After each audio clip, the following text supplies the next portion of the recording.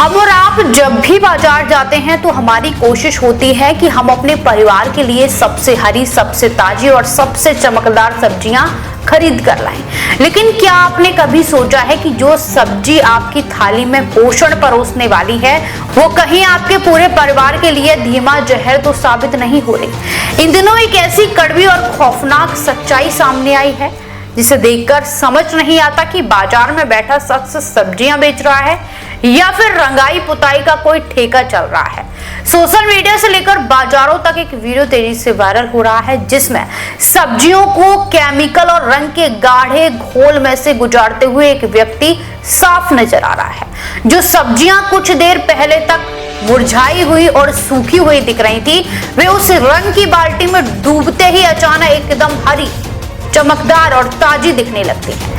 इसे देखकर अब ऐसा लगता है कि सब्जियों की ताजगी अब खेतों में नहीं बल्कि मिलावटखोरों की बाल्टियों में तैयार की जा रही है। बाजार का ये नया और डरावना सच है कि जो सब्जी अब इतनी ज्यादा चमक रही है वो हमारी सेहत पर उतना ही बड़ा सवाल भी छोड़ रही है।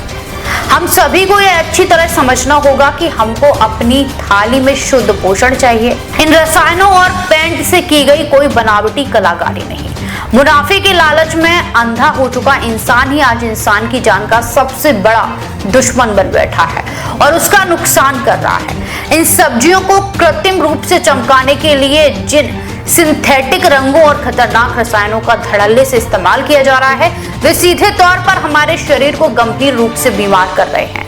अब यहाँ सबसे बड़ा सवाल यह खड़ा होता है कि आखिर आम जनता के जीवन से हो रहे इस सरेआम खिलवाड़ का जिम्मेदार कौन होगा? क्या हमारा खाद्य सुरक्षा विभाग और स्थानीय प्रशासन इन मिलावटखोरों पर नकेल कसने में पूरी तरह नाकाम साबित हो चुका है? प्रशासन की इस सुस्ती के बीच अब सबसे बड़ी जिम्मेदारी खुद हम पर आ जाती है कि हमें खुद बहुत ज्यादा सतर्क और सावधान रहना होगा। हमें बहुत ज्यादा अप्राकृतिक रूप से चमकने वाली सब्जियों को खरीदने से बचना होगा और अपने परिवार को इस धीमे जहर से बचाना होगा, क्योंकि अगर हम खुद जागरूक नहीं हुए तो बाजार की यह कृत्रिम चमक हमारे घरों की सेहत और खुशियां दोनों छीन ले सकती है। देश विदेश की तमाम बड़ी खबरों के लिए देखते रहें किनी टाइम्स। वीडियो को लाइक करें, चैनल को सब्सक्राइब करना ना भूलें।